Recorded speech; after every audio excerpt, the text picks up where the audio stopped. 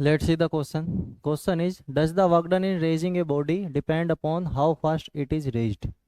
ठीक है, हमें बताना है कि जो वर्क डन करेंगे हम, वो उसे इस उसकी स्पीड पर, मतलब फास्ट उसे लेके जा रहे हैं स्लो लेके जा रहे हैं, वो डिपेंड करता है या नहीं। तो वर्क डन जो होता है,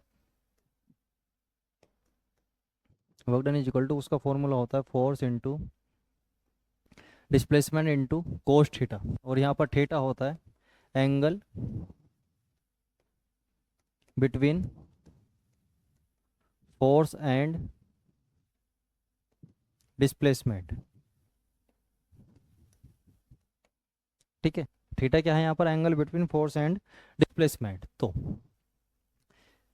एक बॉडी यहाँ पर है एम मास की, तो उसका नीचे वेट कितना लगेगा, एम जी, और ये क्या है, ग्राउंड है। ठीक है, अब मैं इसे ऊपर लेके गया तो मुझे कुछ फोर्स लगाना पड़ेगा, एफ, लेट से मैंने फोर्स लगाया एफ, और ये ऊपर चला गया एच हाइट। ठीक है, मेरे फोर्स लगाने से कितना ऊपर चला गया, ये एच हाइट ऊपर चला गया। मुझे वर्क डन कैलकुलेट करना है।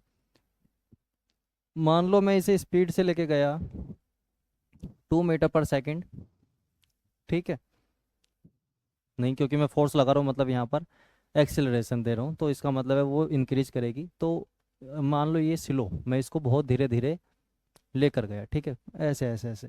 एक दूसरा एग्जांपल वही सेम, इसको क्या किया मैंने, बहुत तेज से लेके गया, एकदम स्पीड से इसको लेके गया।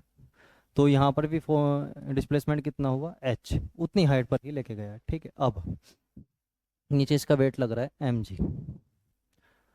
तो वर्क डन पहले इस वाले फोर्स की वजह से कैलकुलेट करेंगे। Work done is equal to कितना होगा, force into displacement into cos theta, वही, और कोस जीरो की वैल्यू होती है 1।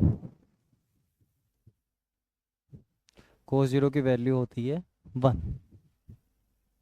ठीक है, अब कोस जीरो की वैल्यू 1, तो फोर्स भी ऊपर हो रहा है, मतलब फोर्स भी कहाँ अप्लाई किया मैंने, अपर डायरेक्शन में, यहाँ भी और यहाँ भी, और डिस्प्लेसमेंट भी कहाँ हो रहा है, अपवर्ड डायरेक्शन में, यहाँ से ऊपर की तरफ, यहाँ पर भी डिस्प्लेसमेंट अपवर्ड डायरेक्शन में। तो दोनों का एंगल कितना होगा, अगर दो वेक्टर सेम डायरेक्शन में होते हैं तो उनके बीच का एंगल होता है 0 डिग्री। और कोस जीरो की वैल्यू यहाँ से हो जाएगी 1, तो यहाँ पर भी एफ डी आ जाएगा, और यहाँ पर भी कितना आ जाएगा, work done is equal to F D, क्योंकि डिस्प्लेसमेंट और फोर्स दोनों ही सेम डायरेक्शन में है। अब फोर्स कितना लगाना पड़ेगा, फोर्स देखो इसके इक्वल तो लगाना ही पड़ेगा, तभी बॉडी क्या जाएगी, ऊपर जाएगी, क्योंकि एम जी के इक्वल फोर्स लगाएंगे हम तभी वो ऊपर जा पाएगी। तो एम जी के इक्वल फोर्स लगाएगा तो फोर्स फोर्स कैंसिल, मतलब बैलेंस हो जाएंगे, तो उसे हमें ले जाने में कोई ज़्यादा मेहनत नहीं करनी पड़ेगी। तो फोर्स एम जी के इक्वल लगाया तो एम जी, और डिस्प्लेसमेंट कितना हुआ, एच। यहाँ पर भी फोर्स किसके इक्वल लगाया मैंने, एम जी, और डिस्प्लेसमेंट हुआ एच। ठीक है, बॉडी को ऊपर ले जाने के लिए कम से कम एम जी का फोर्स तो लगाना ही पड़ेगा हम। तो इसको स्लो लेके गए और इसको फास्ट लेके गए, तो क्या डिपेंड कर रहा है ये, यहाँ पर वर्कडन कितना आया, एम जी एच, और यहाँ पर भी वर्कडन कितना आया, एम जी एच। दोनों में वर्कडन क्या है, सेम है। तो चाहे आप स्लो लेके जाओ चाहे आप फास्ट लेके जाओ, वर्कडन क्या रहेगा, सेम ही रहेगा। मतलब वो डिपेंड नहीं करता कि आप कितना उसे फास्ट लेके जा रहे हैं या स्लो लेके जा रहे हैं, वो कहाँ पर डिपेंड करता है, हाइट पर और उसके वेट पर, एम जी एच। ठीक है, तो यही हमें कैलकुलेट करना था, यही बता